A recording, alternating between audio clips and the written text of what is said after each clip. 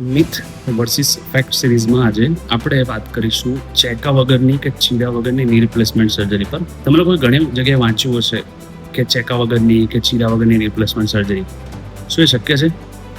તો જનરલી આપણે જ્યારે ઘૂંટણનું રિપ્લેસમેન્ટ કરતા હોઈએ સાંધો, તો એ સાંધો એ આ સાઇઝ આ રેપ્લિકા છે. જ્યારે આપણે સાંધો બોલે તો લગભગ 6 થી 8 સેન્ટીમીટરની જગ્યા આરોકે. તો એ સાંધો બદલવા માટે લગભગ 10 થી 15 સેન્ટીમીટરની નો ચેકો મૂકવો પડતો હોય. તો જે વાત કરે છે ચેકા વગરની રિપ્લેસમેન્ટ સર્જરી એ મિથ છે, જે શક્ય નથી. હા, આપણે જે ટાંકા લેતા હોઈએ છીએ એ ટાંકા બે રીતે હોય, કાં તો અંદરથી ઓગળેવા ટાંકા લઈએ અથવા તો બહારથી સ્ટેપલર કે બીજા કોઈ પ્રકારના ટાંકા લેતા હોઈએ, જે આપણે આગળ જતા તોડવા પડે. તો જે અંદરથી ટાંકા લઈએ છીએ ઓગળેવા, એ ટાંકા એને આપણે ટાંકા વગરની સર્જરી કહી શકાય. જેમાં ટાંકા તો લઈએ જ છે પણ બહારથી દેખાતા નથી, એટલે એને ટાંકા વગરની સર્જરી કહી શકાય. પણ ચેકા કે ચીરા વગરની રિપ્લેસમેન્ટ સર્જરી એક મિથ છે.